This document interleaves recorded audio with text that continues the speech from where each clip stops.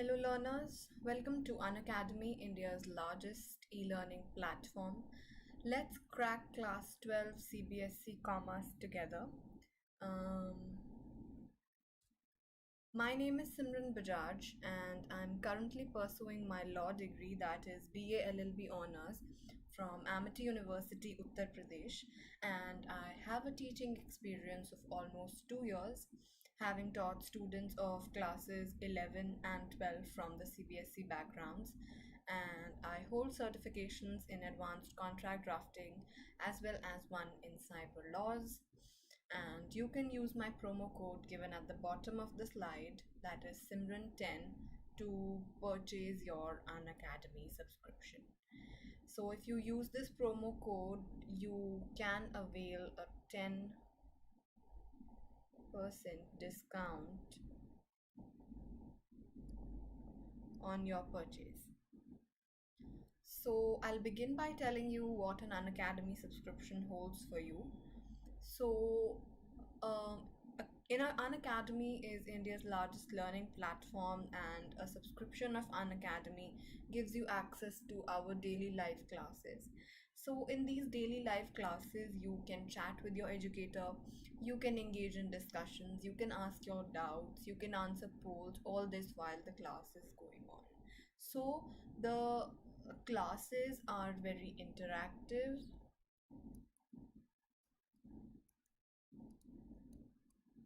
and you get a real-time experience. Then the courses that are offered on Unacademy, uh, we offer live tests and quizzes which help you evaluate your preparation with our regular mock tests and our quizzes, and you get a detailed analysis of your performance so that you can ascertain where you stand and what needs to be improved. Then the courses that we offer, they are structured in line with your exam syllabus, with your NCERT books, which helps you prepare for them in the best manner. You get an unlimited access to all our live and recorded content. For example, you were not able to attend a live session due to some prior engagement, so you can access it with the unlimited access that Unacademy offers. Also, you get a free live classes. Now, what are these free live classes? For example, you take your subscription for business studies. Now you have other subjects like economics, you have your accountancy, your English, and other subjects. So if you purchase subscription for economics or business studies, you get the other subjects for free. You do not have to run here and there. So everything is available at one place.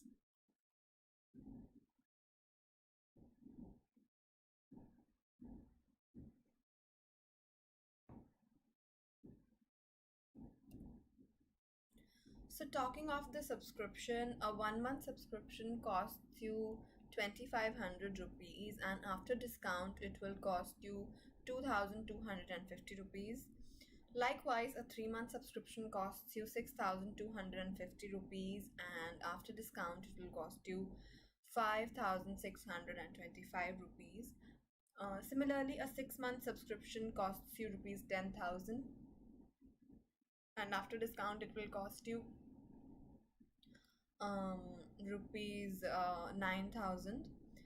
And when we talk of the 12-month subscription, you see it costs you 12,500, and if you apply the promo code it costs you 11,250 rupees.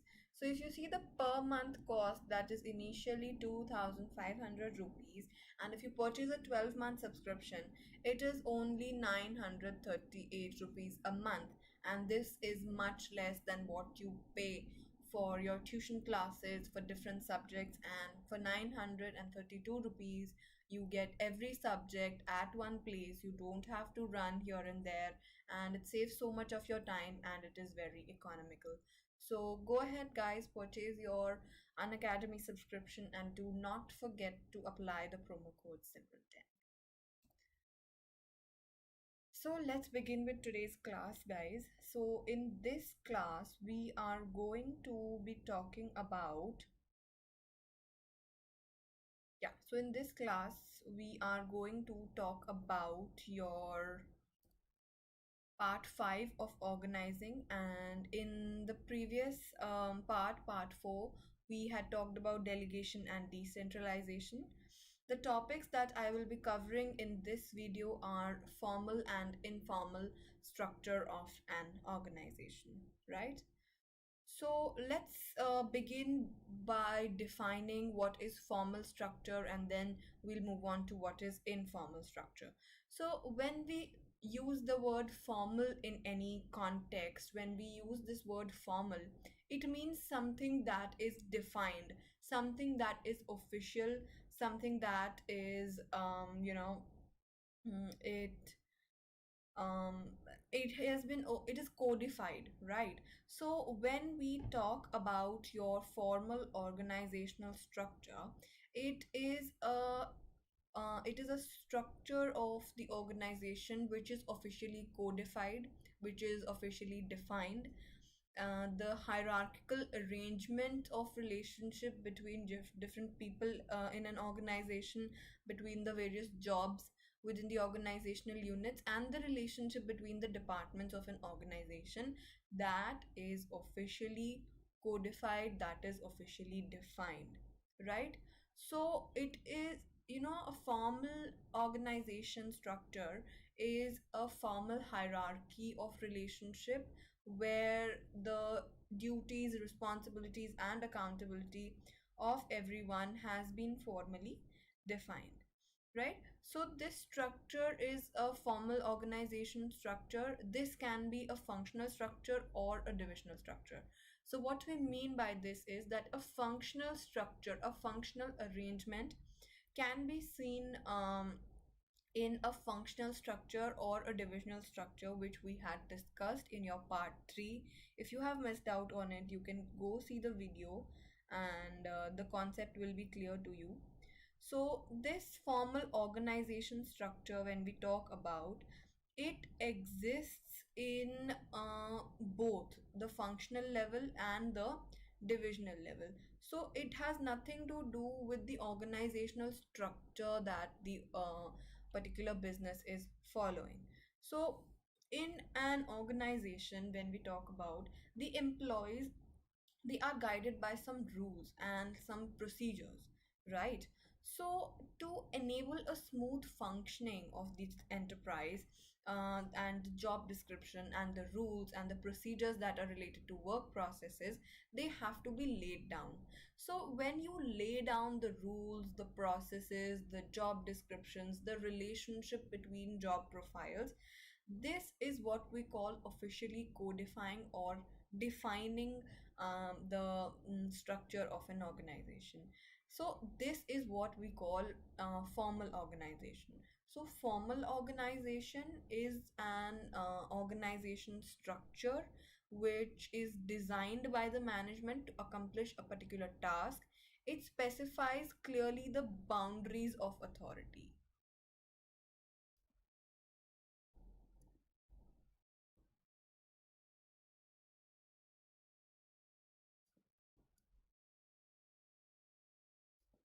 right? So there is a clear boundary of authority, and there is, you can say, a systematic coordination.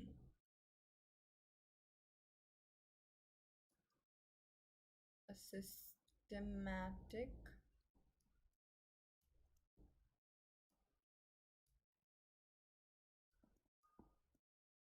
fine.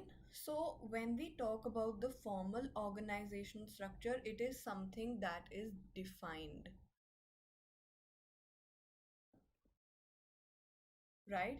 So a formal structure is designed by the management to accomplish a particular task, to accomplish the organizational goals, and there are clear boundaries which have been specified, boundaries of authority and responsibility, and a systematic coordination can be achieved when we talk of the formal structure of organization. right? So the structure of formal organization can be functional or divisional, as we have discussed.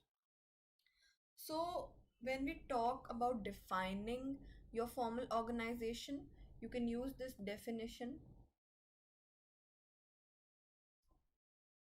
This is a very easy definition that I found out. So it says that formal organization is a system of well defined jobs, each of them bearing a definite measure of authority, responsibility, and accountability. And you know, we have studied authority, responsibility, and accountability as a part of delegation. So there is a definite measure of delegation, you can say. You can replace these words by delegation, right?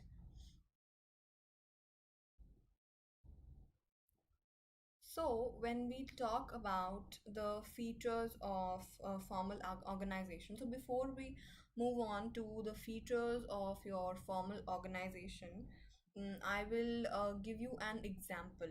Now, when we talk of formal organization formal organization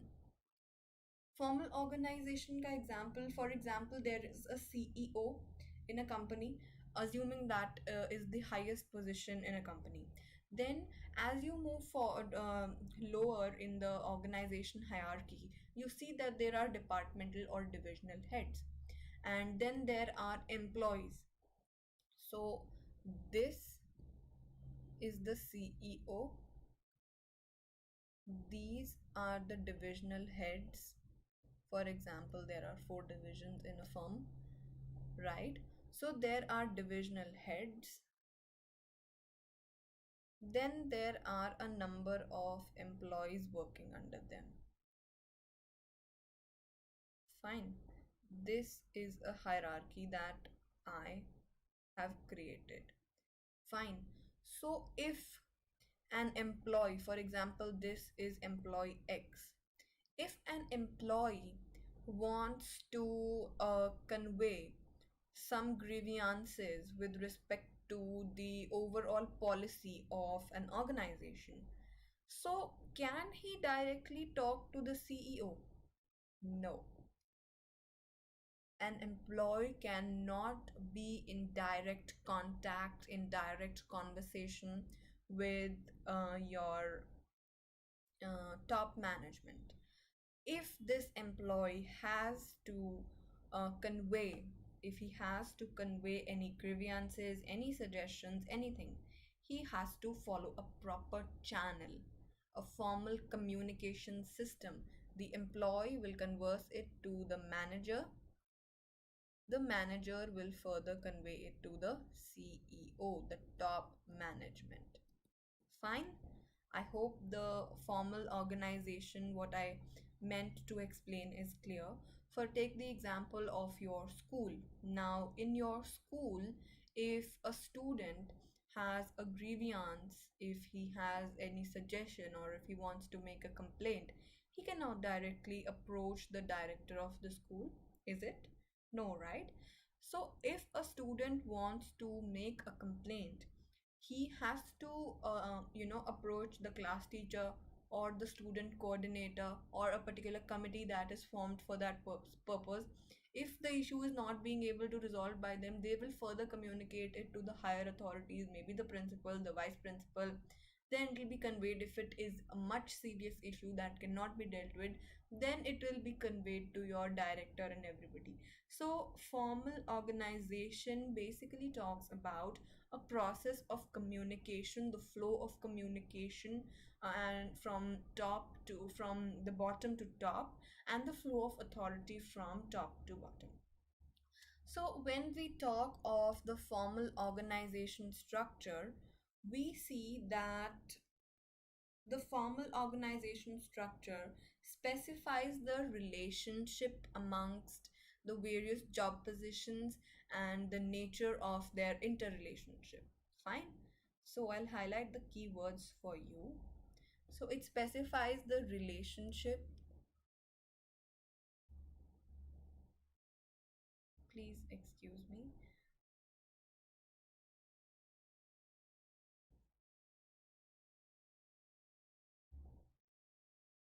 So it specifies the relationship among the various job positions and the nature of their interrelationship, how each job position is related to each other, and a clarity with respect to who is to report to whom. So, a reporting relationship.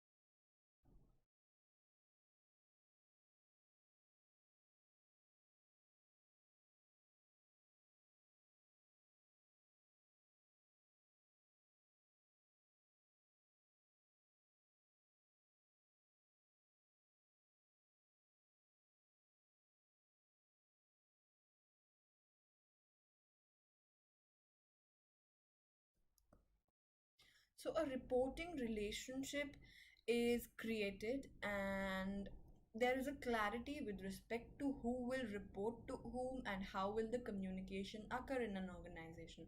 For example, we took the example of your school, wherein if a student has a complaint, a problem, the way he is supposed to communicate it, or for example, if a responsibility has, if we talk about the reporting relationship, if the student has been given a responsibility by a teacher, the reporting relationship is clarified.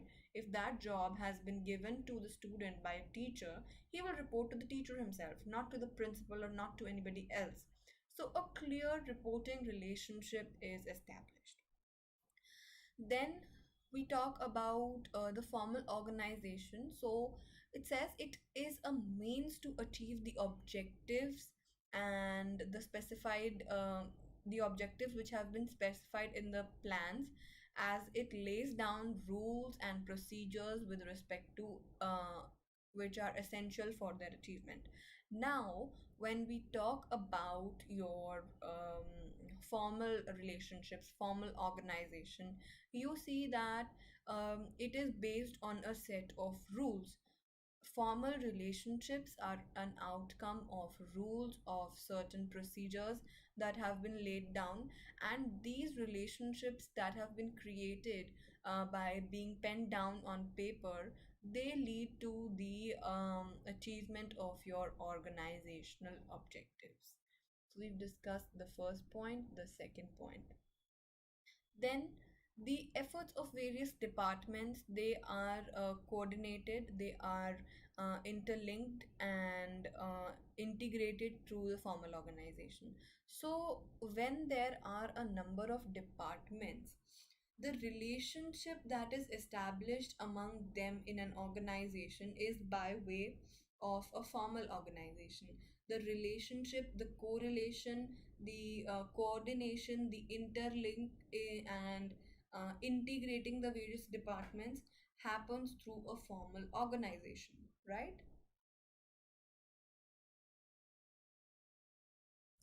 Then we say that it is deliberately designed. Now, a formal organization is deliberately designed by the top management,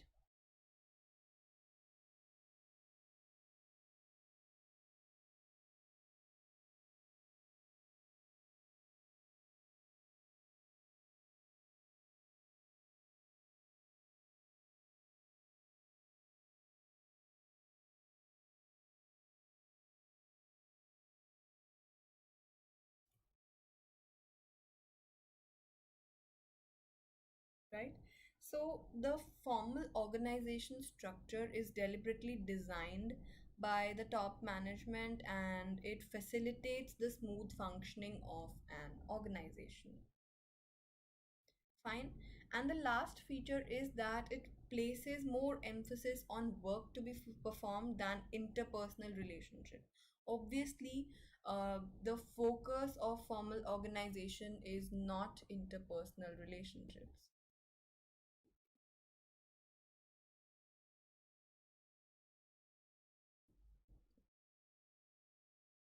the objective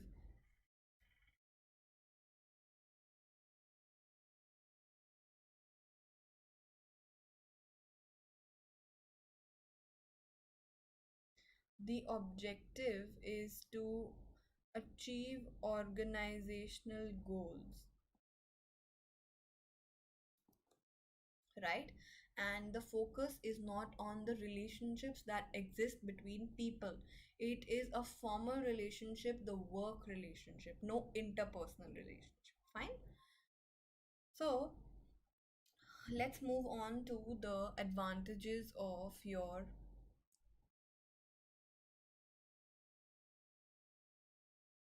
let's move to the advantages of your formal relationship, formal organization.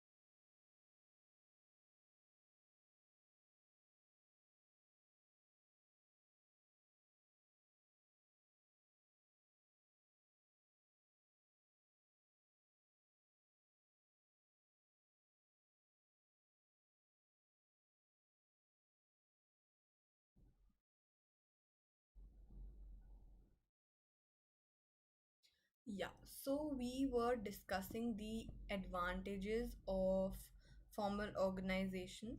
The first one is that it makes it easier to fix responsibility, because the relationships in a formal organization, they have been very clearly defined. There is a hierarchy that is created, a clear reporting relationship is created.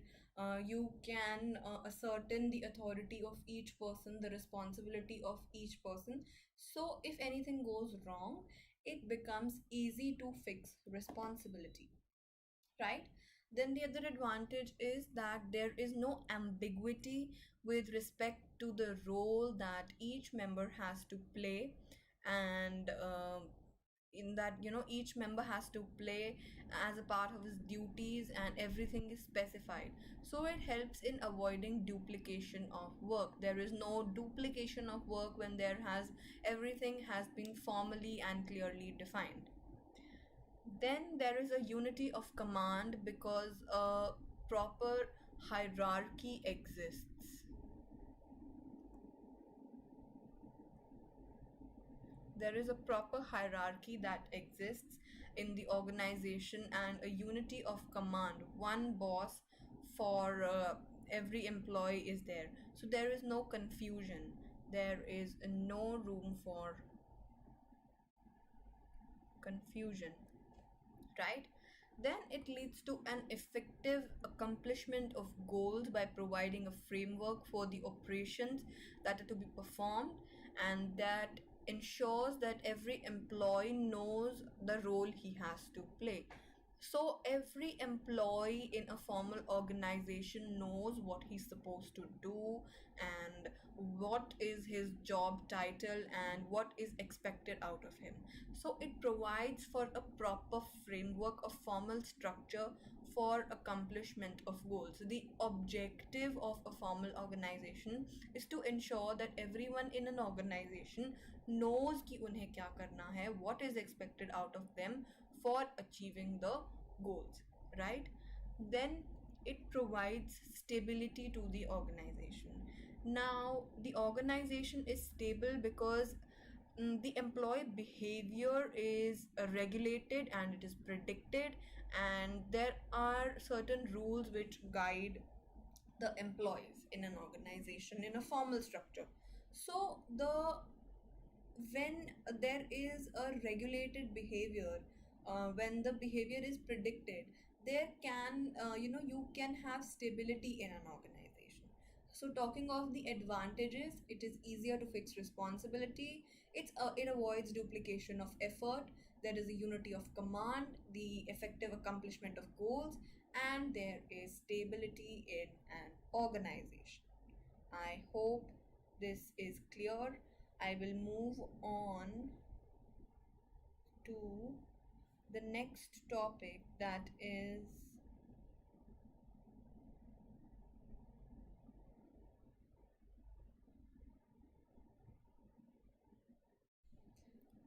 limitations or disadvantages of the formal structure of communication. So, when we talk of the limitations of the formal structure, it is seen that a formal system of communication leads to delays because a proper channel has to be followed, a proper chain of communication, a chain of command has to be followed, which increases the time uh, with respect to communication, with respect to the decision. So, there are procedural delays, it is a time taking, you can say.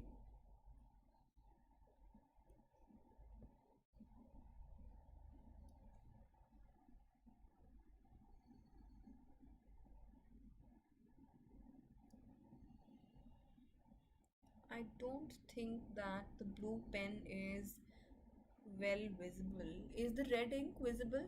If I think I'll use the red ink because it is more visible.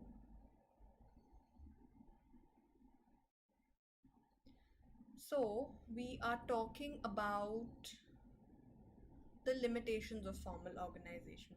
So, the first limitation that we have talked about is that it leads to, okay, Pooja, red is visible, thank you so much. So, the formal communication, when we talk about, there are procedural delays. Now, whenever a proper chain has to be followed, whenever a proper a proper procedure with respect to communication, be it the communication of problems from bottom to top, or be it the communication of be it the communication of orders from top to bottom, it can lead to delay because a proper process as per the rules laid down has to be followed, right? I hope there is no confusion with respect to this. Then the next point is the first one we've discussed. The second one is poor organization practices. Now, the poor organization practices, they may not provide adequate recognition to creative talent. I think we have seen this in our previous discussions also, while we were discussing planning, that creative talent often gets suppressed. So, when we talk of a formal organization structure, it is associated with orders. So there is no creativity, absolutely no creativity when we talk about when we talk about your formal organization structure, because it is all about following orders. So it does not allow any deviations from the plans that have been previously formed, and there is no room for creativity. So there is a lot of rigidity as it comes to in terms of communication, in terms of your showing of your creative talent. I hope this point is clear enough. If there is any doubt, please mention it in the live chat. Okay. Then the last limitation that we will discuss is it is difficult to understand all human relationships. Now, in an enterprise, you see the an enterprise, it is seen that more emphasis is placed on the work. So there is no emphasis on human relationships.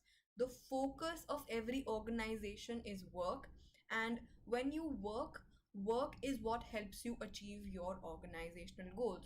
So there is absolutely no focus on your interpersonal relationships, on human relationships.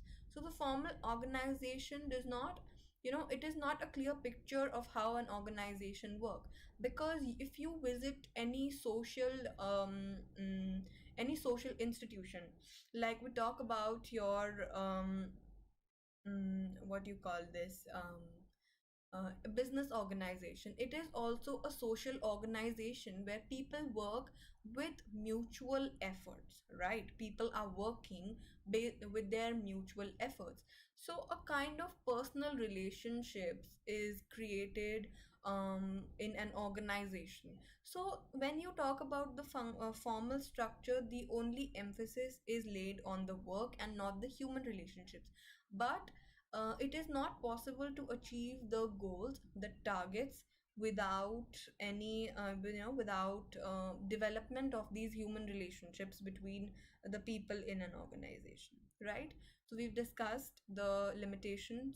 If there is any doubt, please write it down in the chat box, and I'll respond to your doubts. So, the limitations that we have discussed are procedural delays. Then there are rigid policies which suppress creative talent, because in an organization, people have to follow only orders. Then the last limitation is that there is no emphasis on human relationships, rather, emphasis is given on work and on the structure. I hope formal organization is very clear to you people. Should I move further?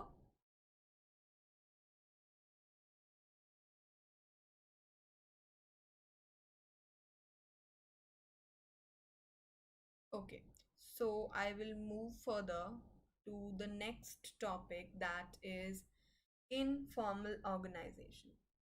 Now, when we talk of the informal organization emerges from within the formal organization. So, informal organization is a part of your formal organization, and when people interact beyond their officially defined roles, there is a rise of informal structure and informal organization in your business enterprise, right? So when we talk about the informal organization, the interaction among people at work, this is what gives a rise to your network of social relationships. So informal organization is a network of social relationships, right? So social relationships is what we are emphasizing on. We are not emphasizing on the work relationships, right? So an informal organization is an aggregate of interpersonal relationships. Now, the emphasis is on the interpersonal relationships which are not officially defined. So, an informal organization, as we have discussed, it emerges from within the formal organization when people interact beyond their officially defined roles. So, when people have a frequent contact with each other, they cannot be forced into a rigid formal structure. When people get comfortable with each other, they step out of their formal roles and then they start interacting personally with each other. So, rather than being based on their interaction and friendships, they tend to form groups which show conformity in terms of your um, interest. For example, in an organization, groups that are formed with common interest, maybe for example, the employees of an organization, they take part in a cricket match on every Sunday. So, or it could be they meet in cafeteria after office hours for coffee, and it could be any other informal group that is being formed in an organization. So, informal organization has no written rules, right?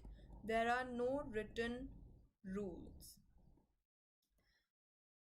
So, it is more fluid in character. Fluid means flowing, it is very natural. It is a natural outcome of the human relationships. Fine. I hope there is no doubt till here? Great. So, when we talk about the informal organization, it has no written rules, it is flowing in its form, and its scope does not have any fixed lines of communication. Does not have any fixed lines of communication, right? So, the informal organization, the features that I'm going to discuss with you now. So, the features of your informal organization are, the first one is that it says in an informal organization, the origin of the informal organization is a result of the personal interaction among employees. So, in a formal organization, the relationship is a result of your personal interaction. It is not something that has been written down, it is not something that has, been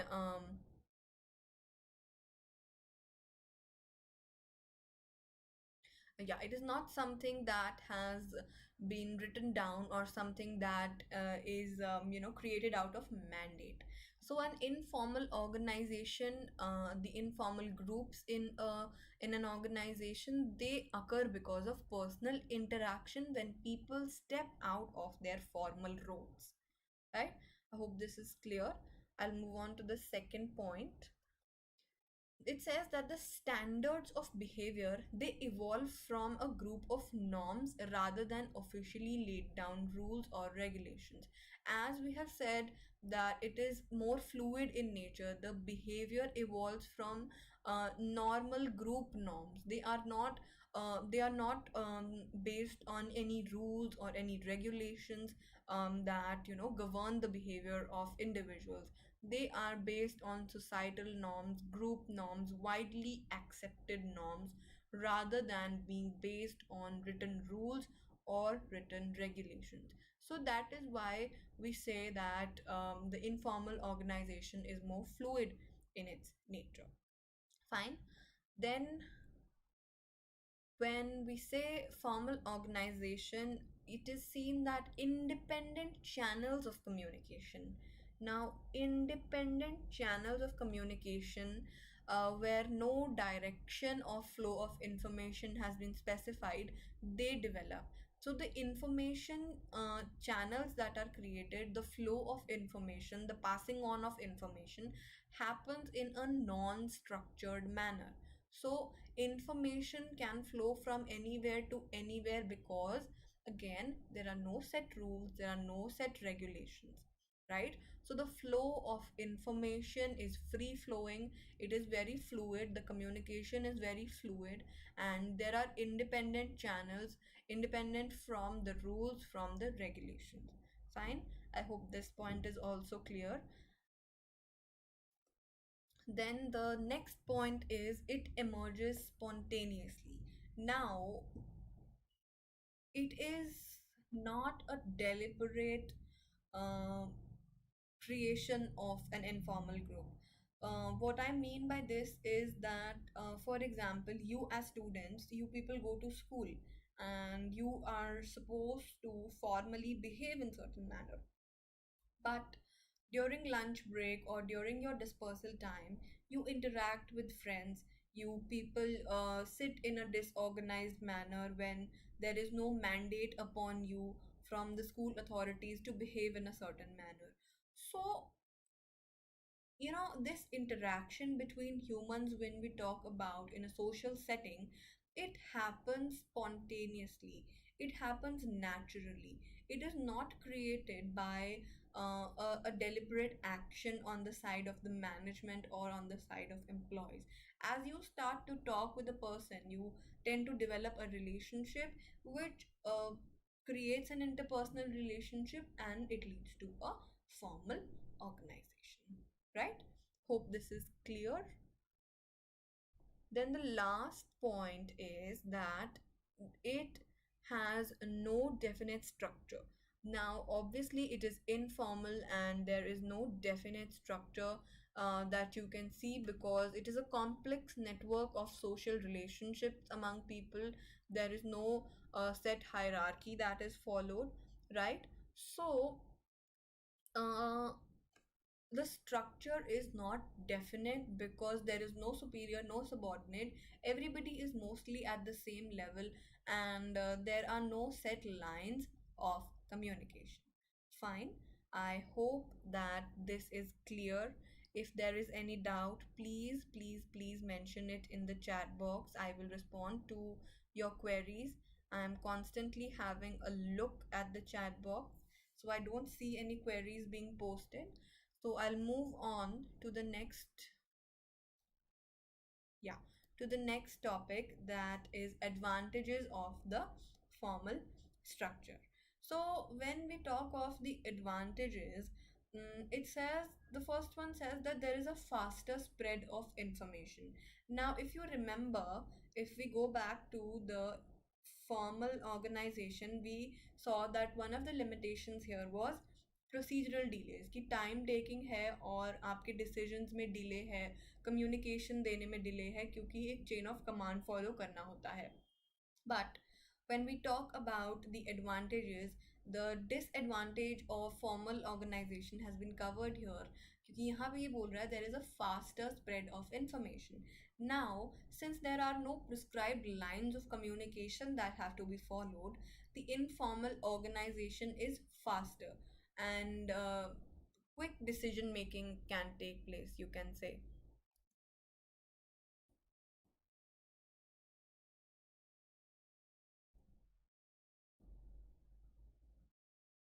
Right? So when we talk about the advantages, you see that no line of communication has to be followed. Information can flow from anywhere to anywhere. So the information and communication spreads faster, and it is a very quick means. Fine. Then the next advantage is that people in an informal organization, they have a sense of belongingness. Now when we talk about the sense of belongingness, uh, we see that irrespective, apart from the financial needs, people have certain social needs.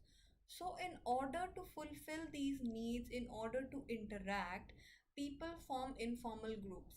So when informal groups in an organization are created, it is seen that it enhances the job satisfaction of people, and it provides them a sense of belongingness to the organization, right?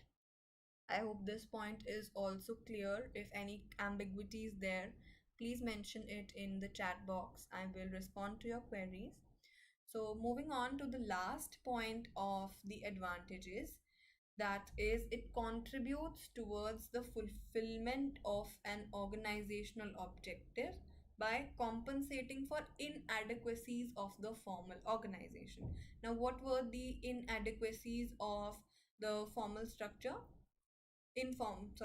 Formal structure. The inadequacies were procedural delays, rigidity, and no focus on human relationships.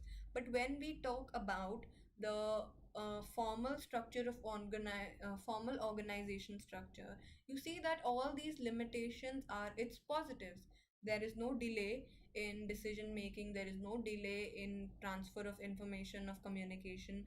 Then there is no rigidity because there are no laid policies in terms of your formal organization. Then it is focused on human relationships. So all the inadequacies of the formal organization are covered by the informal groups that are created in an organization. I hope I'm very clear with the advantages. One, that there is a faster spread of information, then there is a sense of belongingness, followed by compensating for inadequacies. Right? I hope I'm very clear. If there is any doubt, I'll give you, whoever is watching, I'm giving you 2 to 3 minutes. You can have a quick review, and you can tell me if there is any point you did not understand.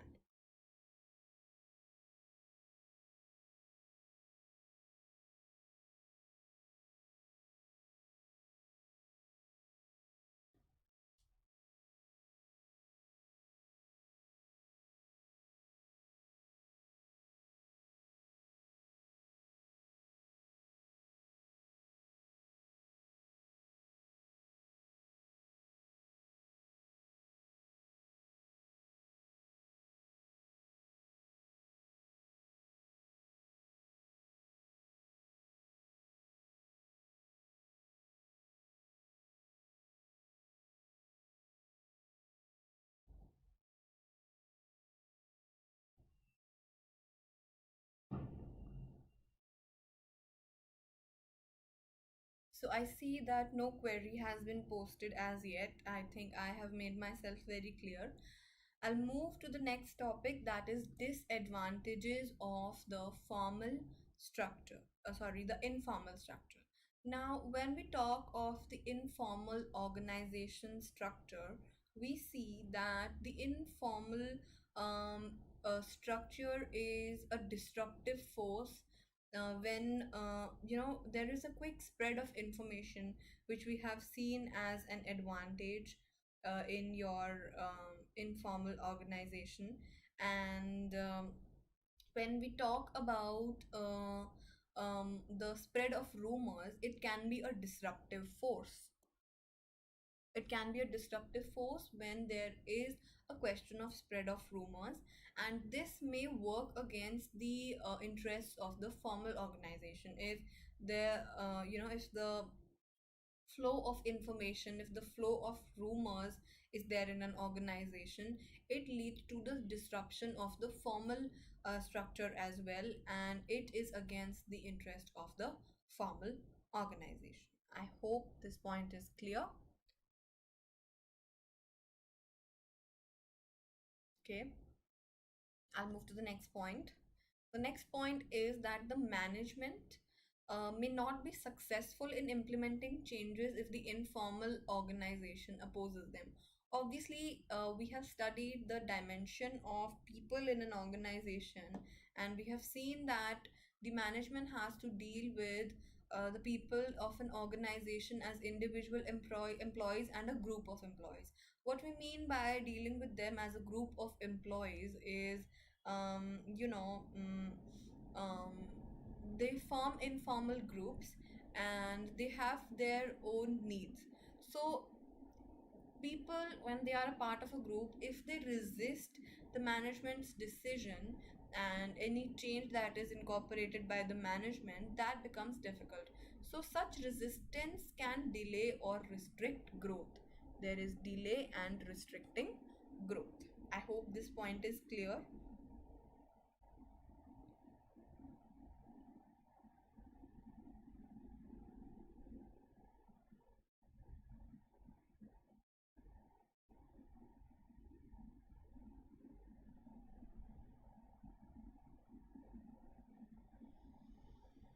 Right.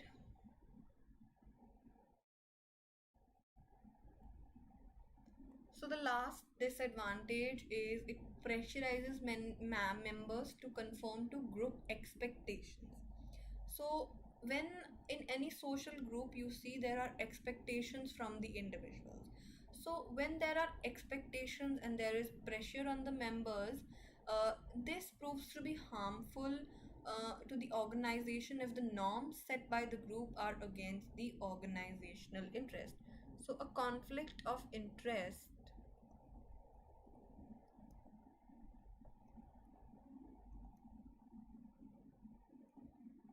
can be created. Fine.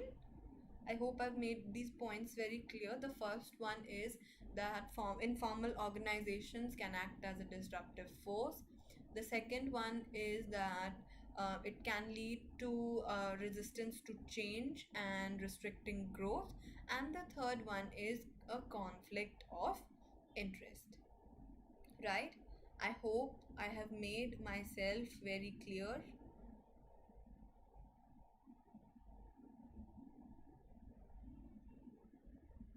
I'm giving you a moment to quickly go over whatever I have discussed today, and if there are any doubts, please get back to me in the chat box. Do text me your doubts, anything, any point that has not been well explained, that you think you need an example for or you need an explanation for.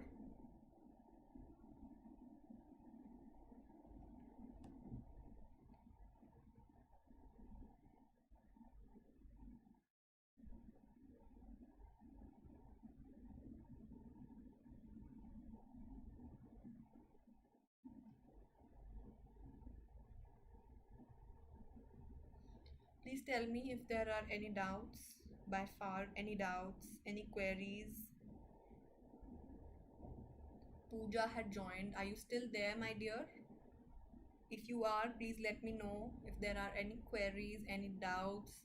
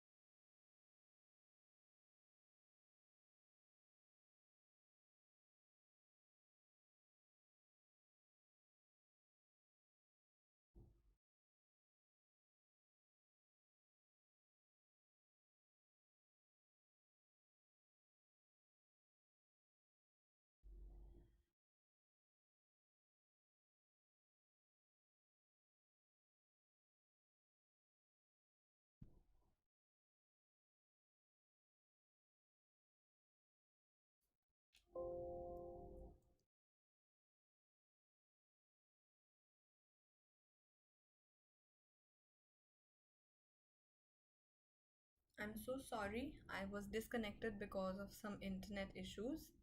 There was a technical glitch. So I'll continue with the lecture. I don't think any doubts from your side have come. No. So I'll continue with the lecture further. In case you happen to see it as a recorded video, you can still post your comments. You can post your doubts in the comment section and I will respond to them. So we discussed the formal and informal organization, right? Then we will discuss the formal and informal organization, a comparison between these two. So, on the basis of meaning. Now, I keep reiterating this in my class that whenever a question with respect to differentiation is given to you, you are supposed to attempt it in this exact same manner. You have to write the basis, you have to write the items that you are differentiating upon, and the question of difference between formal and informal structure generally comes as a 4 or 5 marker. So you are expected to write down at least 5-6 points for this, and I'll discuss the difference on every basis with you. So when we talk about on the basis of meaning, so first talking of the formal structure. Formal structure is a structure of authority relationships, something that is well defined, something that is a relationship that is created by the management. So it is a more structured, a more formal, a more defined form of organization. But when we talk of the informal organization, it is a network of social relationships which is a result of interaction among the employees. So it is interpersonal.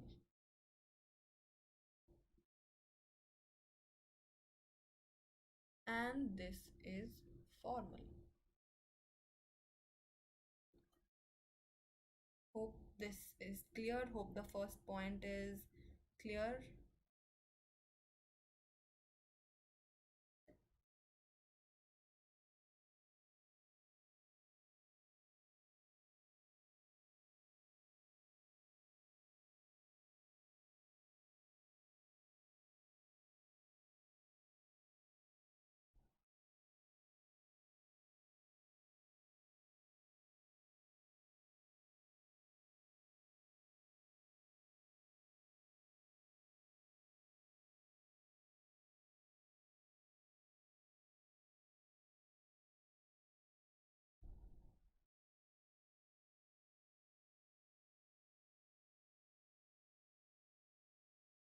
right? So the next, we are going to differentiate it on the basis of origin. We've discussed meaning. We'll differentiate between it on the basis of origin. So now the formal organization's origin is the company rules and policies. It is a result of the rules of the company and the policies of the company, right? And whereas if we talk about the informal organization, it arises out of the social interaction between the employees of an organization.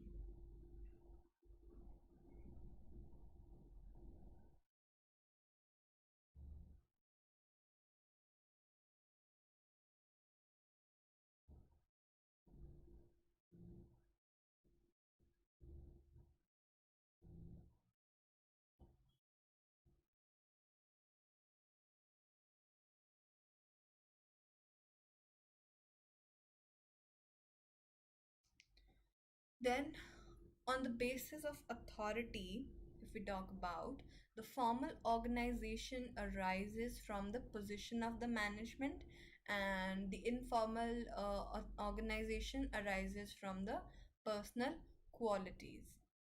Fine. Then, if we talk about behavior, the behavior in a formal organization is regulated by the rules. And when we talk about the behavior being regulated in a formal or in an informal organization, we see that there is no set behavior pattern. There are no rules. Then, on the basis of flow of communication, which we have emphasized a lot on, communication takes place through a scalar chain in formal organization. But when we talk about your informal organization, the flow of communication is not through a planned route, it can take place in any direction. Formal structure is more rigid and whereas informal structure is more flexible. We've seen the reasons, we had a discussion on it. Then, when we talk about leadership, managers in formal structure are leaders. In an informal structure, it is not necessary that there are leaders. There can be leaders, there may not be leaders because they are a chosen group, right? So, this was the difference between formal and informal organization. Any queries, any doubts, please keep posting it in the live chat. I'm here to respond to your queries. I'm looking. I don't see any as yet. I'll give you another 2 minutes.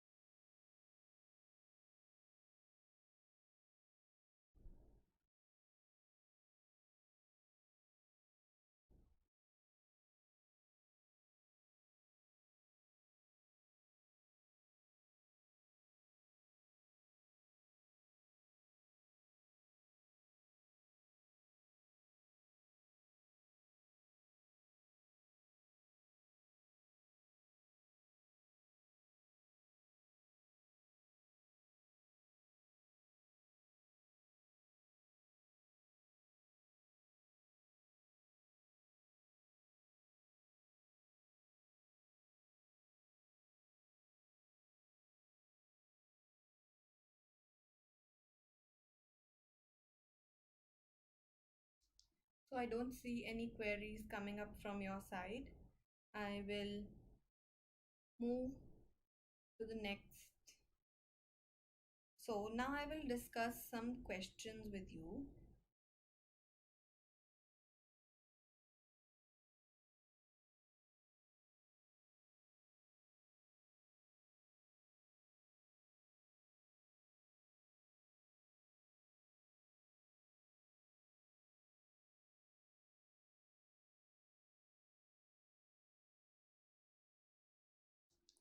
So let's start.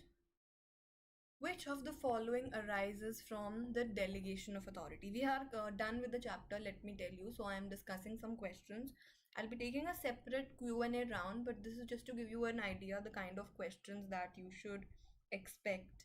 So, which of the following arises from the delegation of authority? Accountability, responsibility, or authority? What arises? None of these तो नहीं है. ये तीनों क्या हैं? Elements हैं. But आपके पास यहाँ पे ऑल ऑफ द अबव का ऑप्शन भी नहीं है. डेलीगेशन की बात नहीं कर रहा है वो.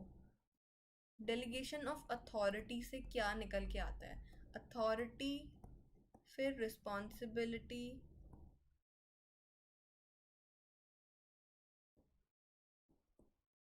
then there is accountability.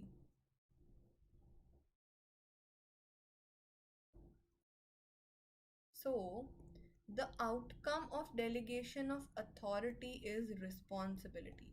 So your answer here is responsibility.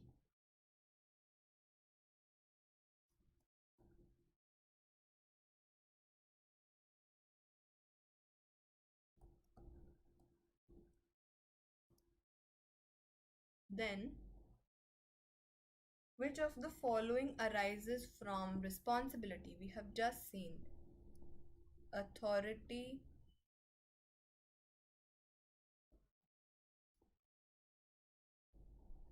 responsibility,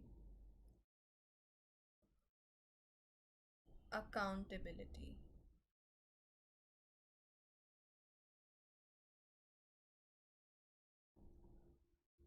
Right?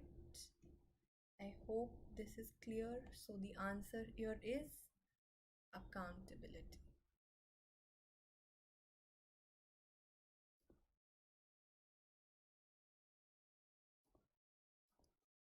Right? So I hope these two questions are clear. Now, whenever you're filling your answer sheet, I'll tell you these are MCQ type questions and they are generally given to you as options. ये आपको ऐसे लिखा हुआ आएगा यहाँ पे. I don't know why is it not reflecting in my.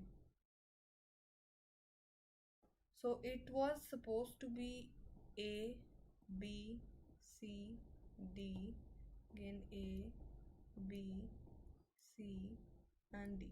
Now when you're writing the answer, for example आप अपनी answer sheet में इसका answer लिखते हो, I'll use a blue ink to demonstrate the way you're supposed to answer your MCQ. For example, the answer of question 1, this is question 1 and this is question 2. So you write in your margin 1. The answer for question number 1 is option C. सिर्फ C मत लिख के आना, option क्या बोल रहा है वो ज़रूर लिख के आना, because that is what carries marks.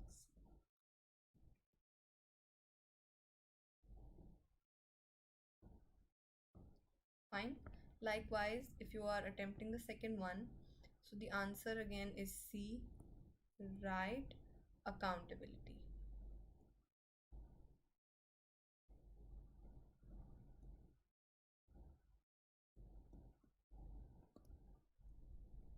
This is how you're supposed to write answers. Hope this is clear. I'll move on to the next question. Now the question says, formal organization is directed by, we have discussed. Is it human behavior? No. Is it rules or is it policies? Now this is very confusing. Now let's go back to, you see, it says rules and policies both here. Now this was a very debated question when it appeared in the paper, because students said कि इसका answer दोनों हैं. Students were saying कि ये दोनों answers हो सकते हैं. ह्यूमन बिहेवियर नहीं है, फॉर्मल बोल रहा है वो. ह्यूमन बिहेवियर तो नहीं हो सकता, नन ऑफ दीज भी नहीं है. तो पॉलिसीज हैं या रूल्स हैं. Now if you go by the definition, you will find an emphasis on the word rules. So rules is the answer. Because if you go back to planning and if you see the meaning of policies and rules, you will understand what policies exactly are. Policies cater to limited issues, whereas rules are a conduct for they are guidelines for behavior.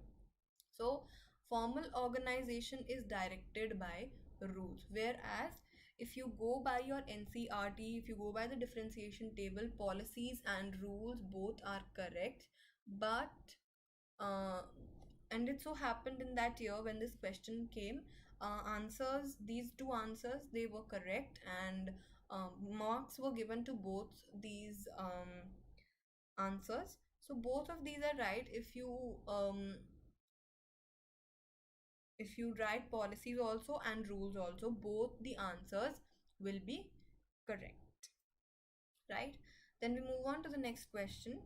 Dash cannot be entirely delegated. Can responsibility be delegated? Now you have to go back to part 4 of my organizing video. I will show it to you. I'll open it for you and I'll show you. I have,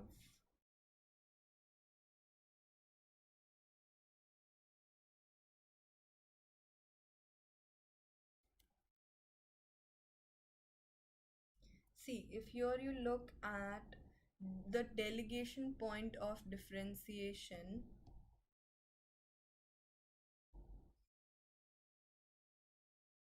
if you look here at the delegation point of differentiation, you will see that authority can be delegated fully, responsibility cannot be delegated fully, and accountability cannot be delegated at all. So if you go back to the question that we were discussing, the question here is dash cannot be entirely delegated. When we see authority, authority क्या होती है, fully delegated होती है. Responsibility partially, or accountability not at all. So dash can be entirely delegated.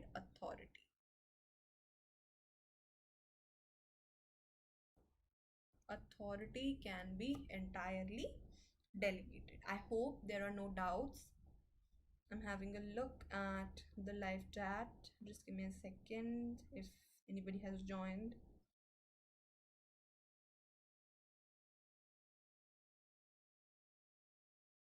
Right? So I don't think there is any doubt. If there is any, please post it in the chat box. So another one marker, define organizing as a function of management. Now, you have to define organizing. We have talked about it in part 1.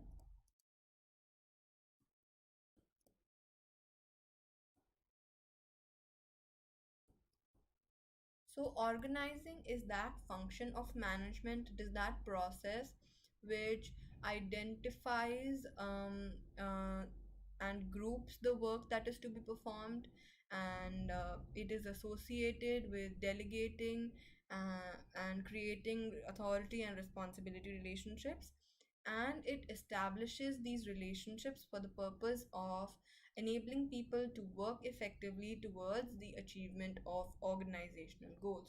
So it is associated with identifying activities. I'm just writing the keywords of the definition for you. Then it is associated with your what is this? Grouping. Then it is associated with creating an authority responsibility relationship.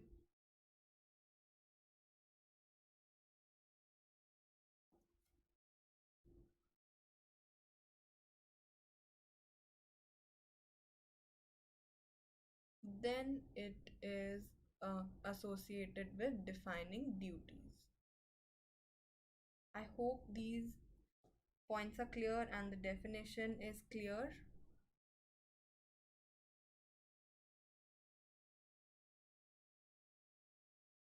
I hope there's no doubt. It's just a 1 marker question. Just have to write the definition and you'll be good to go.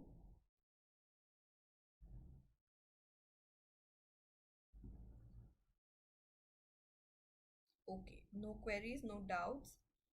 I'll move to the next question, which talks about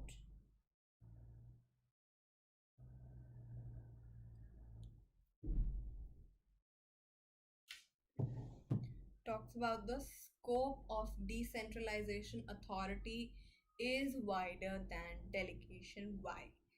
Now, let's recall what is delegation and what is decentralization. Now, delegation के क्या क्या elements थे? Authority, responsibility,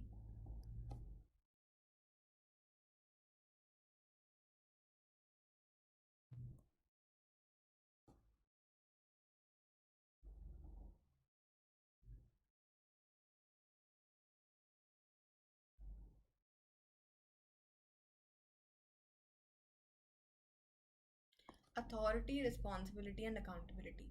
So, delegation was related to the transfer of your authority, sharing of authority, creating of a responsibility relationship, and accountability. And decentralization was the division of decision making power, right? It is associated with the decision making power.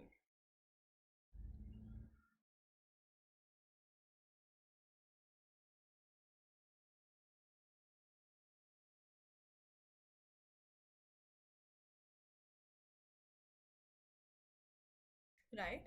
So when we talk about किसका scope of authority ज़्यादा है, so when we talk about decentralization, it extends till the lower level, and this extends to the immediate level.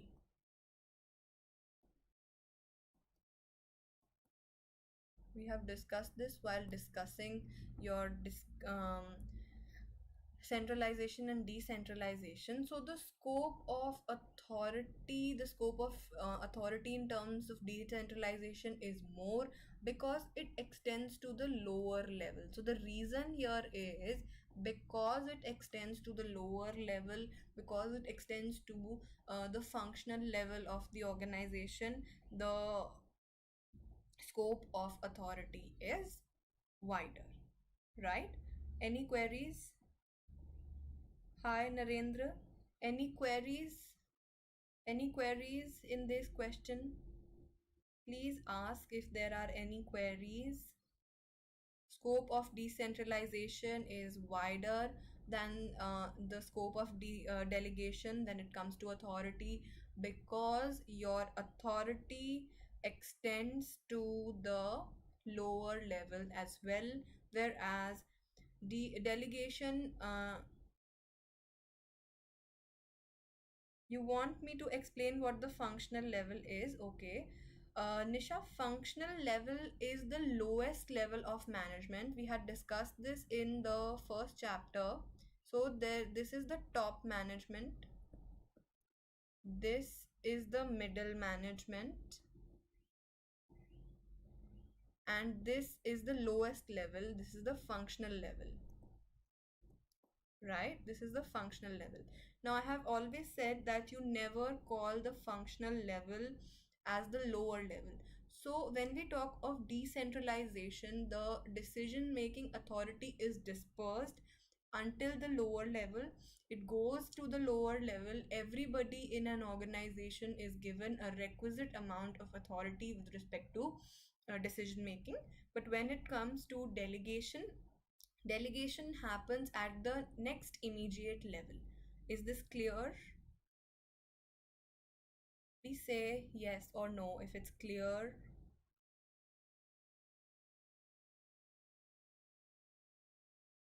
Okay, I will assume that everything is clear since no responses.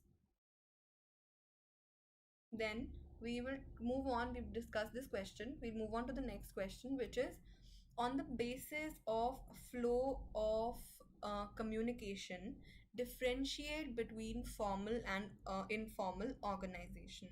Now, when we talk of the formal structure of the organization, a proper chain of communication has to be followed. In the formal structure, a scalar chain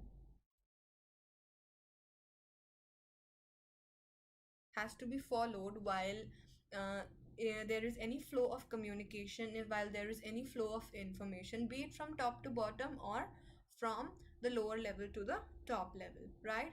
So when we talk about the formal structure, the formal organization, the flow of information has to occur in a more formal manner, which is based on the scalar chain. But when we talk about, okay, Nisha, what is scalar chain? We have discussed this in the second chapter, that was Principles of Management. But now, since you have asked, I will draw a diagram for scalar chain for you. For example, this is A. A has two lines of authority under him. So A has B, C at the same level, D and E at the same level, and F and G at the same level. Now, if F is supposed to, if F wants to make any communication to A, this information cannot directly flow from F to A, right, Nisha? It has to flow from F to D and then to B. So this is how the information is supposed to flow. Likewise, if any order has been passed by A, it will flow from B, D, and F. Now, this is the scalar chain, a proper chain of communication that has to be followed. In this concept of scalar chain, we have seen that an there is a provision for emergency, which we call gangplank,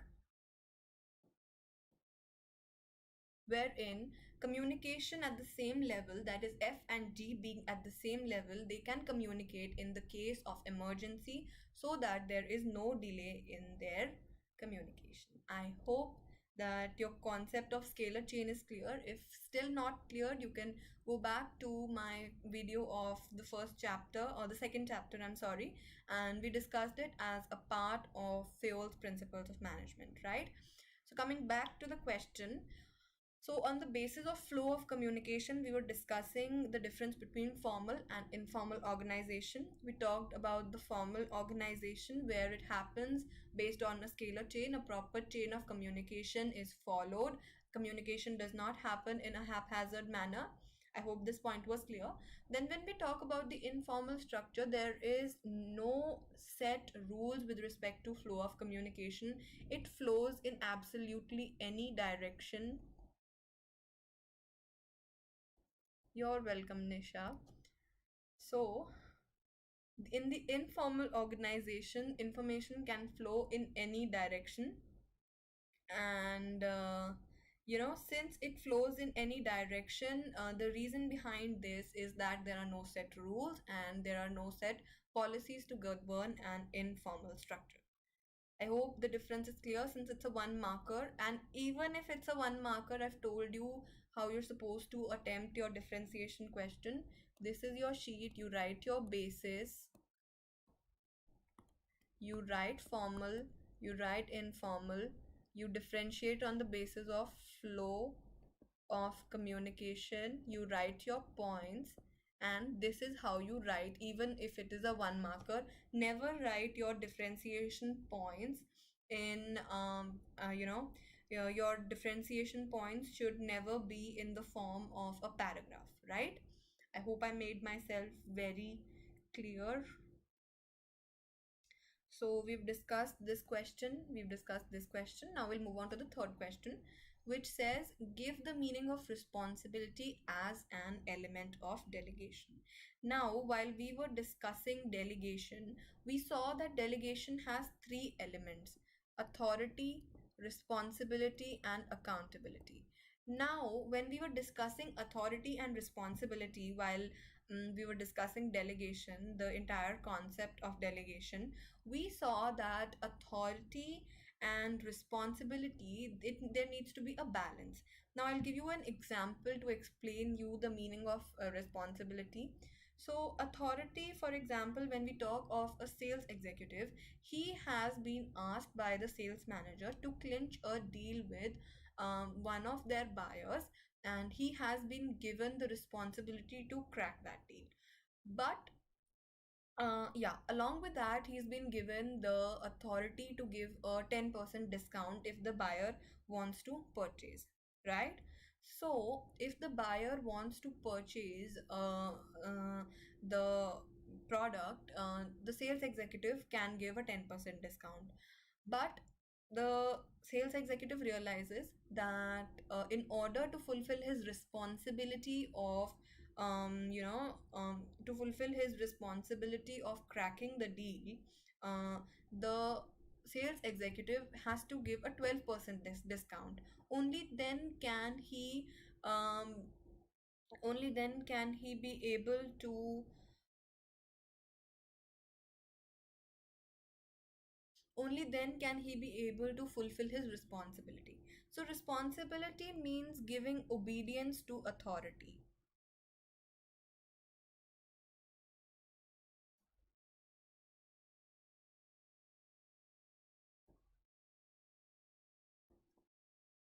right? Why should there be a balance between no, I've got a question, why should there be a balance between authority and responsibility? Like there, I gave you the example of the sales executive. The salesperson has been given a target, a responsibility to fulfill to crack a deal with one of the buyers. So this is the responsibility. The responsibility here is to um, crack that deal with the buyer. And in order to crack that deal, the sales manager gives the authority to the sales executive to give a 10% discount, right? So only the authority to give a discount of 10% has been given by the sales manager. But the salesperson realizes that if he's able to give a 12% discount, he will likely be able to crack that deal. So you see, there is an imbalance between authority and responsibility. In order to fulfill that responsibility of cracking the deal with the buyer, the sales executive has to offer a 12% discount, पर उसके पास सिर्फ 10% देने की ही authority है, तो वो authority increase करनी पड़ेगी इस केस में. That is why a balance is required. I hope it is clear, Nisha.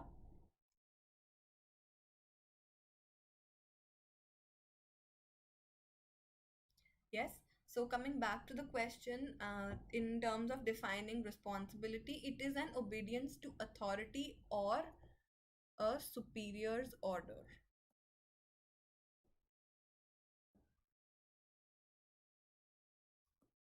I hope all these questions are clear, right? This is another question. So this is a case study based question, and this is the kind of questions that you should expect. This is the kind of questions that you should expect in your paper. They are lengthy, they're time taking when it comes to reading them. So, in the first time when you are reading these questions, it is important that you highlight the important points in your mind. Obviously, you'll not be able to write on the paper. So, read the case studies very carefully. So, I'll read this for you. Okay, I'll read this case study out for you, and then we'll see the questions that follow. So the question reads, Home Creations Limited. Good, Nisha, it's clear. Very good. We're moving on to the next question. Home Creations Limited is a well-known chain of large department store that is offering various types of products under one roof. So Home Creations is a large department store which offers a number of products under one roof. The company owns 50 stores in various parts of the country. Each store is placed under the charge of a manager who is allowed. So there is a store manager,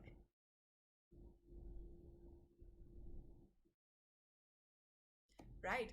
So the company owns 50 stores, and each of these is under the charge of a manager who is allowed to run their stores.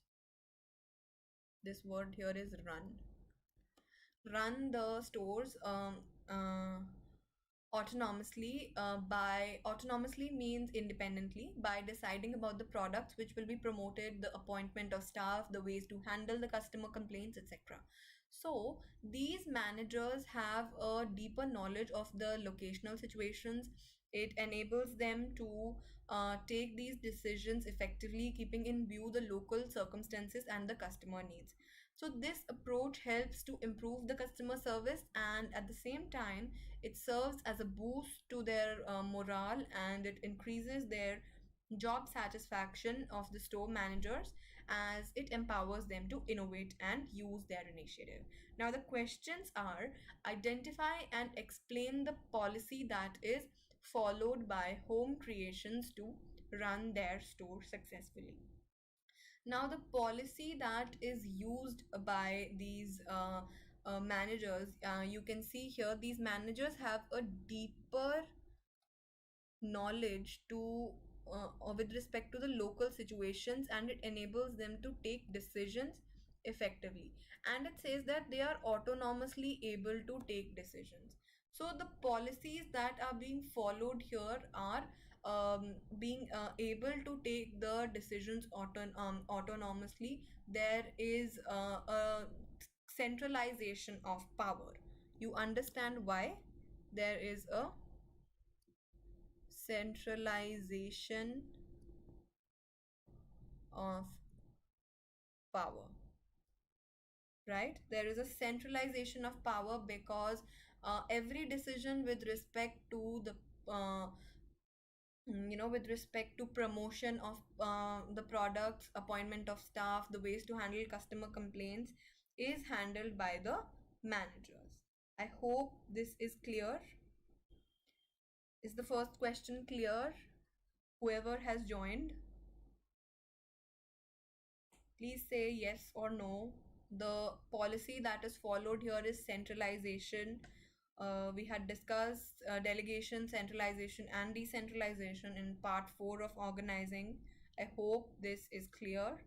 Okay, no response. So I will move on to the second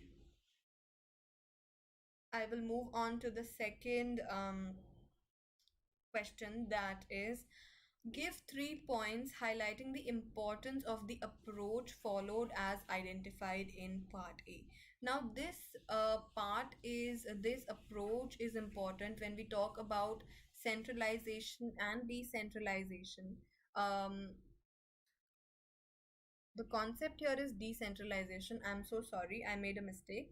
So the concept here is decentralization because Home Creations Limited has decentralized its stores to every manager who has the power to run it.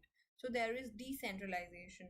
And when we talk about decentralization, now the second question it is asking is the importance of decentralization. So when it comes to decentralization, the points of importance that we recall,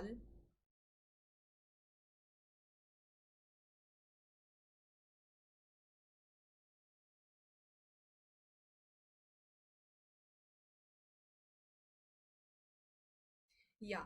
So the first point is quick decision making.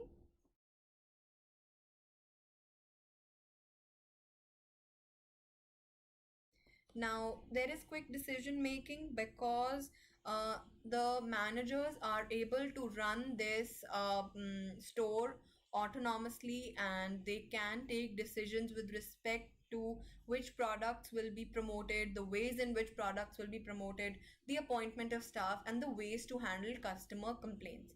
Fine. I hope this point is clear. Then the next point of importance is a relief to top management. Relief to top management. Now, when we talk of a relief to top management, the top management of Home Creations Limited has 50 stores, and each of these stores is placed under the charge of a manager, right?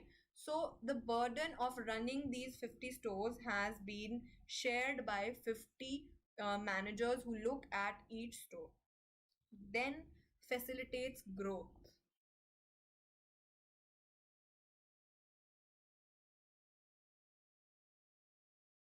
How is it facilitating growth here?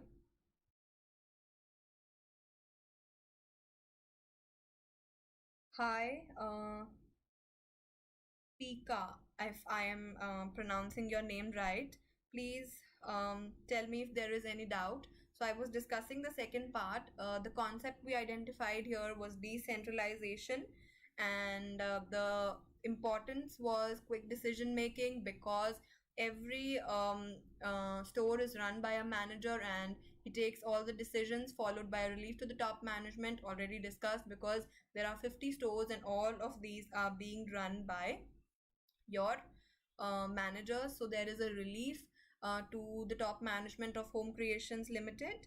Hi, any doubts, my dear Pika? Any doubts? Okay, so it facilitates growth. Facilitates growth because already Home Creation Limited has 50 outlets, and if it wants to create more, it will need more managers. Great, great, no doubts. So, is this question clear? Do you think anything else need to be discussed in this question? Pika, Nisha, anybody there?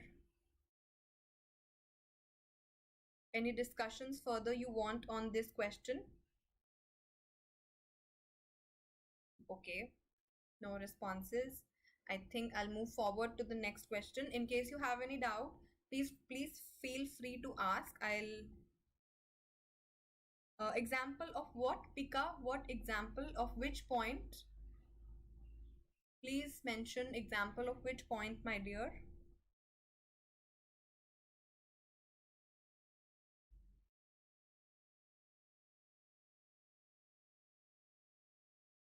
The second question that we were discussing, decentralization. Now, have you read this case study carefully? So if you read this case study, you see that Home Creation Limited has 50 stores and they have placed each of these stores under the authority of a manager. ठीक है? तो जब हम centralisation की बात करते हैं और डिसेंट्रलाइजेशन, सेंट्रलाइज मतलब आपकी सारी डिसीजन मेकिंग पावर एक जगह पे है, एक सेंटर पे कॉन्सेंट्रेटेड है, and decentralisation is dispersal of that authority, right? So when we talk about this case study, it is an example in itself. There has been a decentralization because every store has been given the power to function autonomously under the manager. Okay, so it is functioning under a manager. So there is decentralization with respect to decision making in terms of the products which will be promoted. See, it says here products which will be promoted, appointment of staff, the ways to handle customer complaints. So this is why the concept of decentralization has been avoided, so that decisions with respect to a store can be quick, and there is a relief to top management. Is this clear, Pika, if you are still there with me?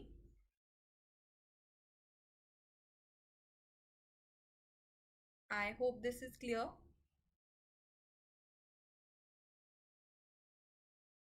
Do you want any other example?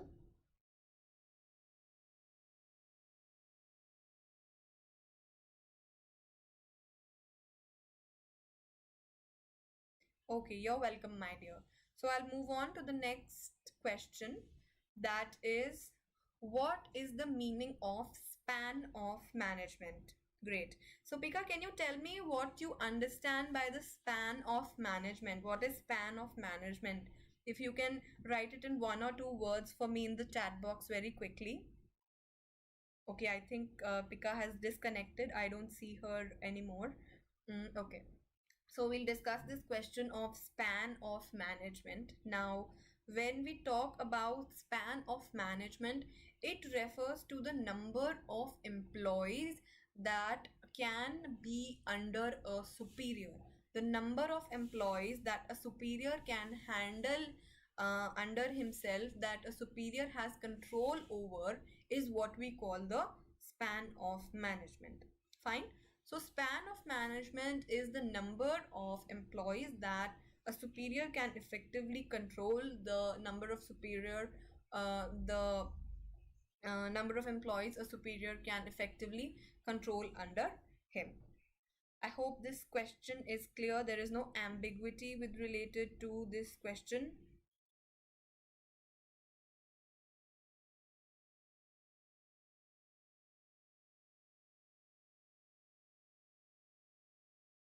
Okay, great, Pika. Number of employees under the board of director. Beta, it is not board of director, it can be any superior. So when you are asked to define the span of management, when we talk about the span of management, we mean the number of subordinates that an employee can effectively handle. Is this clear? Please say yes or no if it's clear or not. I'll move on to the next question. I'm giving you some time in case you want more clarity on this question, please let me know. Span of management.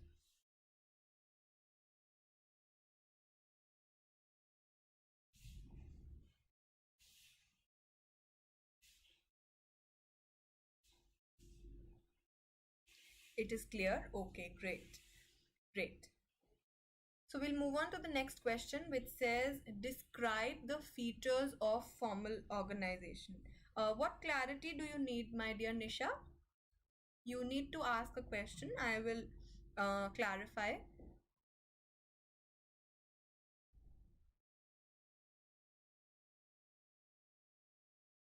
Okay, so we'll talk about the features of formal organization. Okay, Pika, all clear. Very good, very good. All clear. Okay. So when we talk, let's go back to discussing the features of formal organization. Now, I'll go back to the last question. Nisha, please stay connected. I'm discussing the second question. So, features of formal organization, this is seen as a four marker question, right? It is a four marker question, so you are expected to write around 4 or 5 points.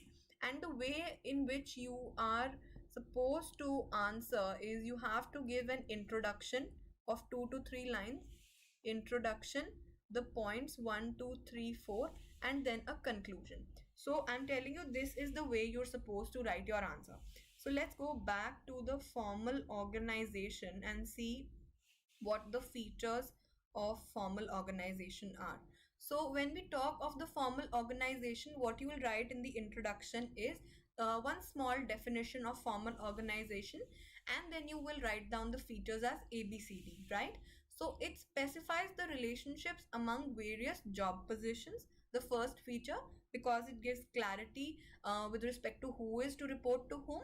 Then the second feature is it is a means to attain the objectives of an organization, because there are certain rules and procedures which are being followed for the achievement of these objectives, and there is a clarity with respect to how everything is going to work in an organization. The third feature is that efforts of the various departments, they are well coordinated. And the fourth feature is it is a deliberate function, it is a deliberate design of a structure that is created by the top management to ensure that there is smooth functioning of the organization. So I've discussed the 4 points. I've told you how you're supposed to write the answer. Any confusion, any clarity needed, please revert back. Pika, Nisha, anything else you want to know in this question? So you were asking me, Nisha, the previous question, span of management. Now, beta, span of management means the number of subordinates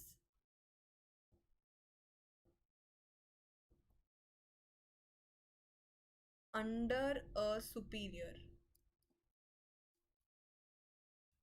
Okay. No doubts, Pika, right? No doubts. No clarity needed in the second question. I hope you're clear with the first question, Nisha.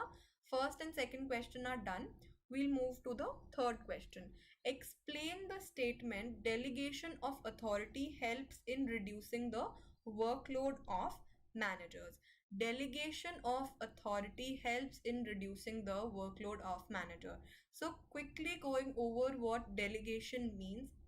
Delegation का मतलब होता है sharing the authority, delegating the authority with the immediate subordinate. So when you share the authority with the immediate subordinate, it is seen that the manager can delegate the tasks of routine nature, the jobs which are of routine nature, something which is very basic in its character, something that which does not require much attention of the manager. So when such work is delegated, it is seen that the manager can focus more on the things in an organization which require his specialization, which require his special attention, which require his special knowledge. So delegation of authority helps in reducing workload of managers, because managers do not have to perform the tasks of routine nature. They can be delegated to their immediate superiors, and they can focus on things which are of prime importance, which are of organizational importance. I hope the third question is clear. Is the third question clear? Pika, Nisha, anybody else who has joined? Third question, delegation of authority helps in reducing workload of managers. I hope this is clear. Okay, Pika, very good. It's clear. Great. So I'll move on to the fourth question, which says, what is meant by the divisional structure of organization? State its advantages. Now, I'll draw a diagram for you. We are discussing this question of divisional structure.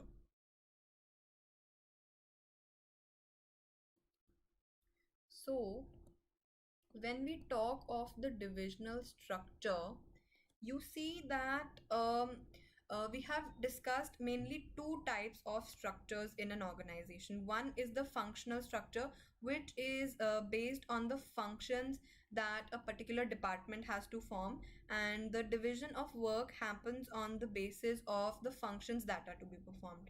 But when we talk of the divisional structure, it is based on the product specialization. It is based on the specialization of the product. So when we talk of the divisional structure, we see that when we talk of the divisional structure, it looks something like this. The CEO or any other top executive, then an organization is divided on the basis of, for example, products. It could be cosmetics, it could be footwear, it could be clothes, it could be jewelry, or it could be your skincare products, or any other product.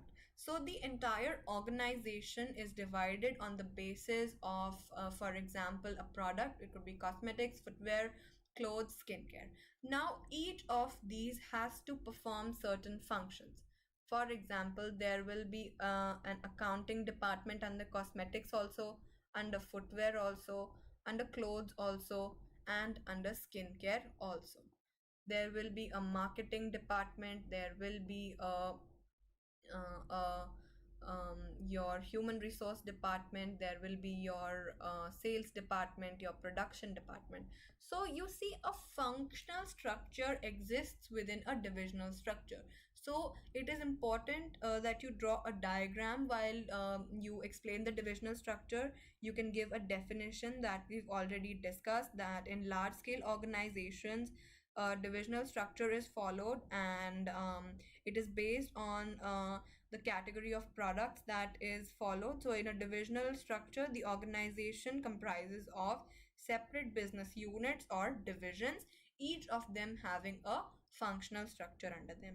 And we were asked to discuss, what was the question asking? It asked us to state the advantages of the divisional structure.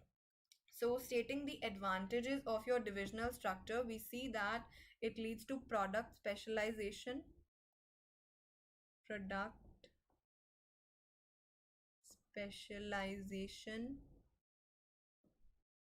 more accountability,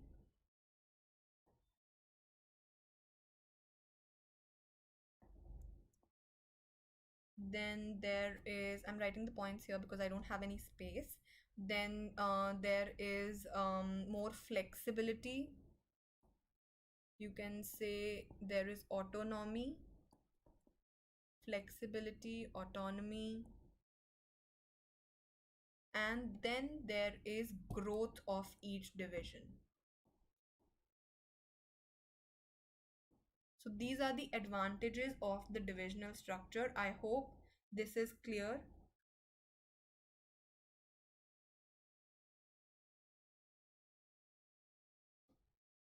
Gautam, it is still mentioned in some of the syllabuses. Some schools are still teaching formal and formal informal organization, even though it has been deleted. That is why I have discussed the topic, but I haven't spent much time on it. Okay, Gautam? Okay, any doubts? Anybody who is still there with respect to the fourth question, the divisional structure of organization? Anybody, any doubts? Please mention in the chat box. Gautam, formal and informal structure has been deleted, but some schools are still teaching it. That is why I have decided to cover the topic. Okay, any doubts with any of these questions or the previous questions that we have discussed? Please mention in the chat box.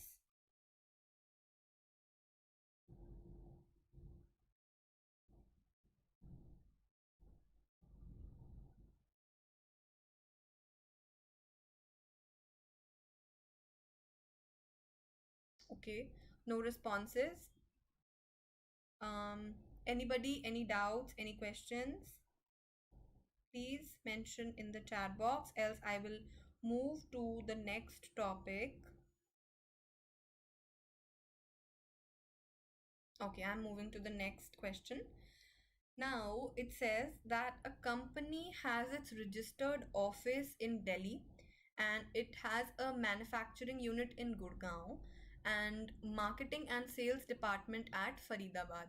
So registered office in Delhi, manufacturing and the manufacturing unit in Gurgaon and the marketing and sales department in Faridabad. So the company manufactures the consumer products. So, which type of organizational structure should it adopt to achieve its target? Beta, this is business studies class. Ravinder, this is business studies class. So, coming back to the question, any, this is for class 12 business studies, beta. So, any question? Okay, I'm asking you this question. A company has its registered office in Delhi and it has a manufacturing unit in Gurgaon and it has, its sales department in Faridabad. Which type of organizational structure should it follow? You're welcome, Beta Ravinder. Okay, so whoever is live here, please can you tell me which type of organizational structure will this follow? Will it be a divisional structure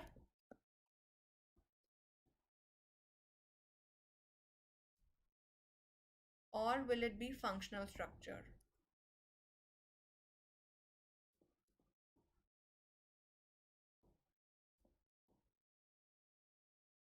Please tell me which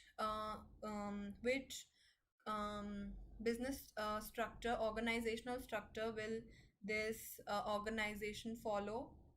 Please give me some answer so that I can tell you if you are right or wrong. I'm waiting for your answers. Students, I'm waiting for your answers.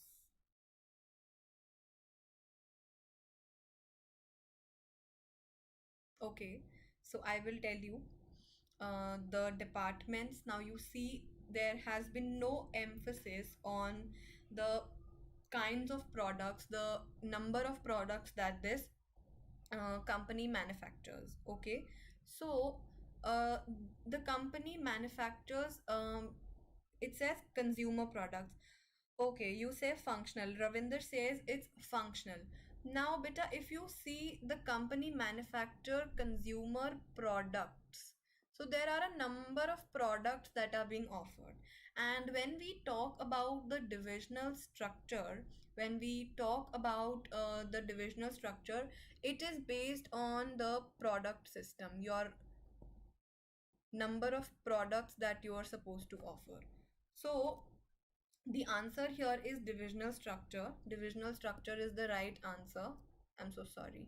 Divisional structure is the right answer because it manufactures a series of products. And when we were discussing the divisional structure, we see that the organization is divided on the basis of products. For example, cosmetics. For example, shoes. For example, you can say footwear, you can say cosmetics, clothes, etc. So when we talk about the number of products, as the number of products increase, the organization becomes more complex. So this is why they will adopt a divisional structure. Any doubts, Ravinder, if you're still there with me? Any doubts? You said functional, but the answer is divisional structure. Any doubts?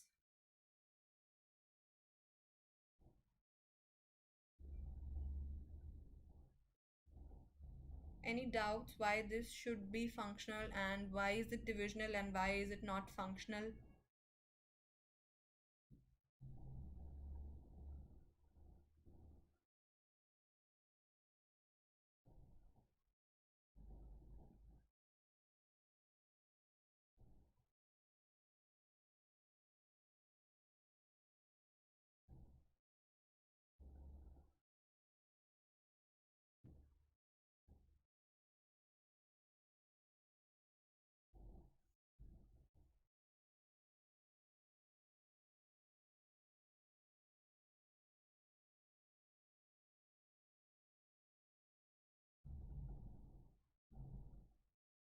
Any doubts? Okay, I think some of you have disconnected, so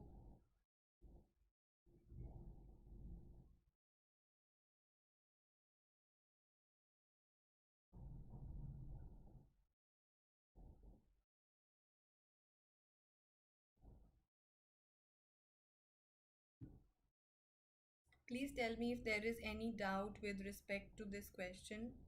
Ma'am, please can you explain one more time? Ishita Datta. Okay. Hi, Ishita.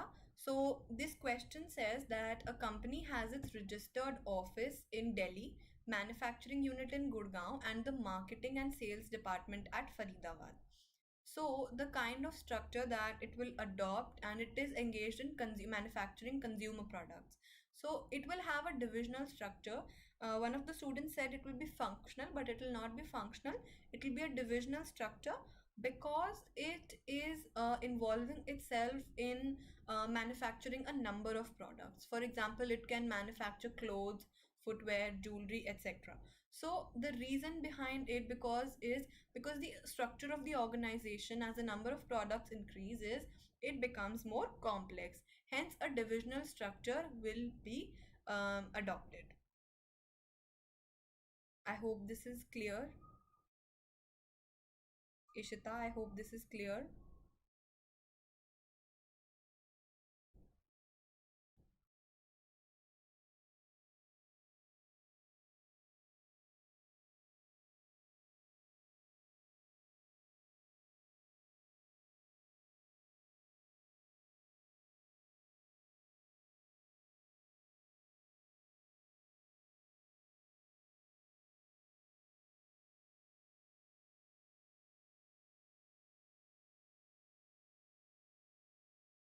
Okay, it's clear. Great.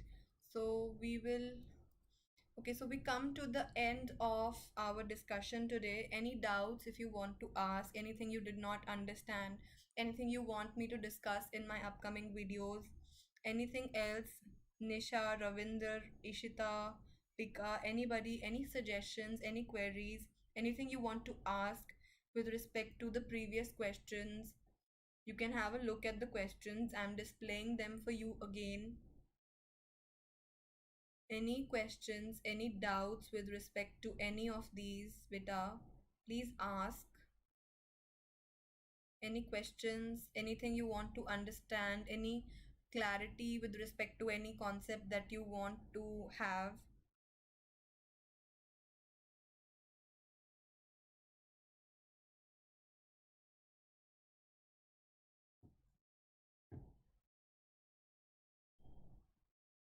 Any queries, beta?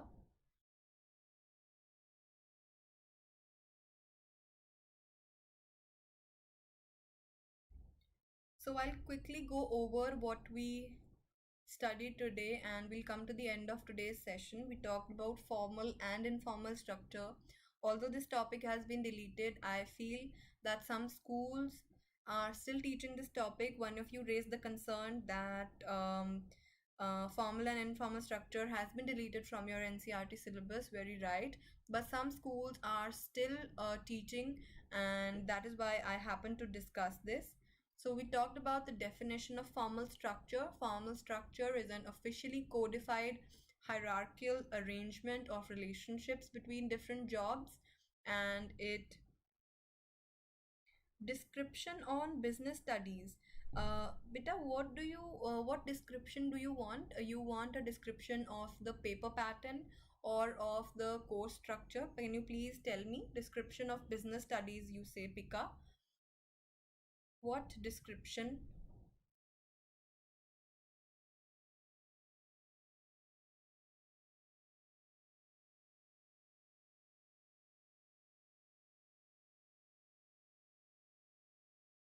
Please mention what kind of description, and I will surely make a video on that. So we talked about the formal organization, features of formal organization today, advantages, limitations. Then we talked about informal organization, its features, chapter of OCM. Beta, can you please give me more details so that I will know what you want me to incorporate? And I will definitely take your suggestion and I'll make a video on this. So please tell me what you want on this topic, description of business studies. You want a paper discussion, you want a structured discussion of your business studies as a subject. Please specify. Features of informal organization, advantages and disadvantages. Then we discussed the difference between formal and informal organization structure. Tika, if you're still there with me, please tell me which is the topic that you want me to talk about. You said description of business studies. Structure description. Okay, I will take a quick session in the next week and I will schedule a description session, the number of marks each chapter carries, and about the paper structure, Pika. It will be structured in the next week. It will be published soon. Okay.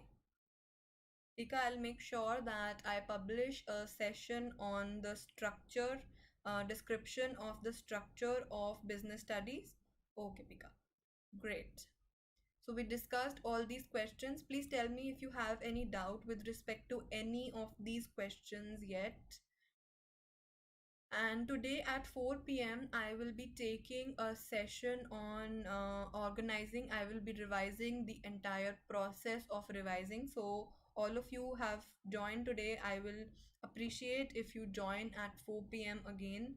I'll be taking a session on the revision of your organizing chapter 5, which is a very important chapter. So please join in to so please join in to that video. I hope there are no doubts. So this brings us to the end of today's section, today's discussion. I'll be taking again a session at 4 p.m. 4 p.m. 28th August 2020, revision session on organizing.